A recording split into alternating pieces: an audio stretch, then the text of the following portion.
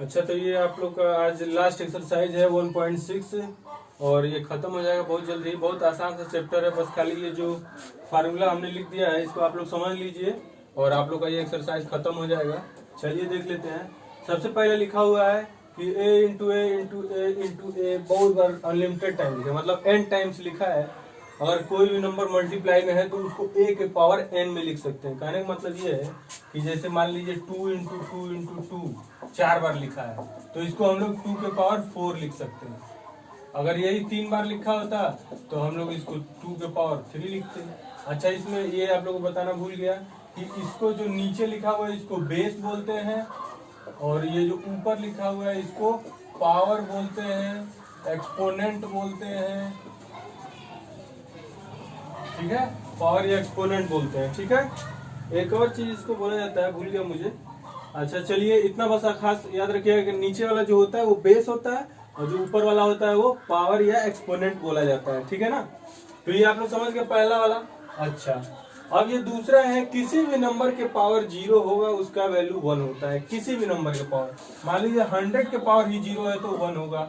चाहे 1 करोड़ के पावर ही 0 है, सॉरी 1 करोड़ के पावर भी 0 है तो भी उसका वैल्यू 1 होगा। हाँ, एक एक्सेप्शनल वैल्यू है, 0 के पावर 0, ये वाला 1 नहीं होता है क्योंकि ये जितने भी सारे क्वेश्चन बताए गए हैं वो a का वैल्यू 0 से बड़ा होना चाहिए। ठीक है, इसलिए ठीक। तो कोई भी नंबर हो उसके पावर 0 होगा तो वो क्या हो जाएगा, 1 होगा। अच्छा, एक बात और आप लोग खास ख्याल रखना है ये कि जो इधर लिखा है इसका अपोजिट भी होता है। मतलब कि जो इधर फार्मूला है उसके बराबर ये भी हो सकता है। जैसे अगर 2 के पावर 4 यहाँ पे लिखा हुआ है तो आप उसको 4 बार 2 में लिखेंगे मल्टीप्लाई, क्या गया 4 बार मल्टीप्लाई लिखेंगे।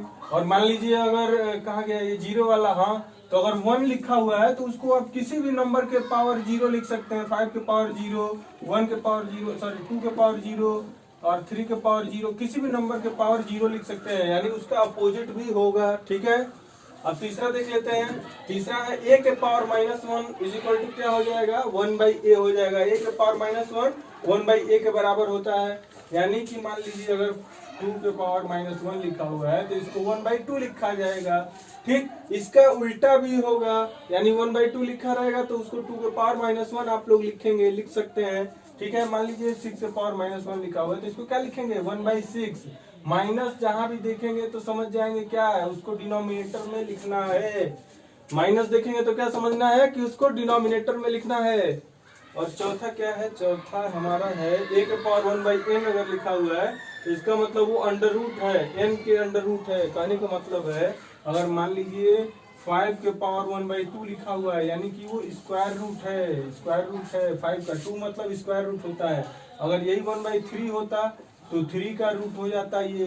चाहे अगर ये 4 होता 1/4 तो ये क्या हो जाता, 4 का रूट हो जाता। ठीक है, समझ में आ गया। अच्छा, अगर आप इसका उल्टा भी होगा, उसका उल्टा क्या मतलब, अगर मान लीजिए 5 के पावर 1/2 लिखा हुआ है तो इसको क्या लिख सकते हैं, √5 भी लिख सकते हैं। ये तो सीधा सीधा वाला हो गया जो लिखा है मैंने। उल्टा वाला ये हो गया कि अगर मान लीजिए √5 लिखा हुआ है तो इसको 5 के पावर 1/2 लिख सकते हैं। किसी भी नंबर के लिए है ये। ठीक है, समझ में आ गया चौथा। चलिए अब पांचवा देख लेते हैं।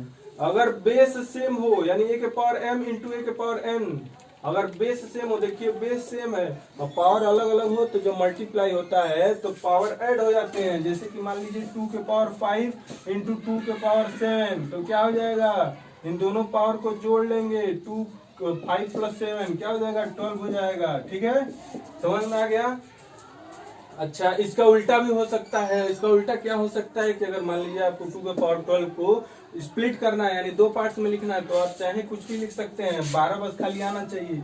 2 के पावर 6 इंटू 2 के पावर 6 लिख सकते हैं, 2 के पावर 8 इंटू 2 के पावर 4 लिख सकते हैं, चाहे 2 के पावर 5 इंटू 2 के पावर 7, चाहे 2 के पावर 7 इंटू 2 के पावर 5। एज यू विश, जैसा आपका मन करे वैसा आप लिख सकते हैं। ठीक है, ये समझते जाइए कि जो इज इक्वल टू लिखा है तो इधर वाला जैसा हो रहा है वैसा ही वाइस वर्सा भी है, मतलब इधर के इक्वल भी ये है। ठीक बात। तो अब ये हो गया 5 नंबर। अब छठवां है, इसका उल्टा है। मल्टीप्लाई जब होता है तो पावर ऐड हो जाते हैं, जब डिवाइड होता है मतलब ऐसे लिखा रहे चाहे बट्टे में लिखा रहे एक ही बात है। डिवाइड ही है इसका मतलब। तो जब डिवाइड होता है तो क्या होता है, पावर माइनस हो जाता है, डिवाइड होता है तो पावर माइनस हो जाता है। देख लीजिए कैसे 10 के पावर 4 लिखा हुआ है, नीचे 10 के पावर 2 लिखा हुआ है, तो क्या हो जाएगा ये 10 के पावर 4 माइनस 2 यानी कि क्या हो जाएगा 10 का स्क्वायर। ठीक है, समझ में आ गया सबको, अच्छे से समझ में आया। चलिए अब देख लेते हैं क्वेश्चन नंबर 7 वाला फॉर्मूला क्या है। पावर सेम है, यहाँ पे बेस सेम नहीं है, तो क्या होगा, दोनों का मल्टीप्लाई और पावर एक बराबर हो जाएगा। मतलब कि मान लीजिए 5 के पावर 6 लिखा हुआ है और 7 के पावर 6 लिखा हुआ है, तो इन दोनों को आप लोग मल्टीप्लाई करके होल के पावर 6 लिख सकते हैं, यानी कि 35 के पावर 6 आ जाएगा आपका आंसर। ठीक है, समझ में आ गया सबको। अच्छा, इसका उल्टा भी होगा, मतलब अगर 5 के पावर 7 इंटू 6 लिखा हुआ है तो इसको अलग अलग भी लिख सकते हैं, यानी 5 के पावर 6 और 7 के पावर 6 भी लिख सकता है। वही जो मैं अभी तब से आपसे कहता चला रहा हूँ कि ये इसके बराबर जो ये है तो इसके बराबर भी ये होगा, उल्टा भी होगा। ठीक है, तो आप ये अगर याद कर लेंगे सीधा सीधा तो उल्टा भी आपको याद हो जाएगा अपने आप से। चलिए लास्ट वाला फार्मूला देख लेते हैं। लास्ट वाला फार्मूला क्या कहता है कि अगर पावर के पावर है, अगर पावर के पावर है तो क्या होगा, दोनों पावर मल्टीप्लाई हो जाएगा।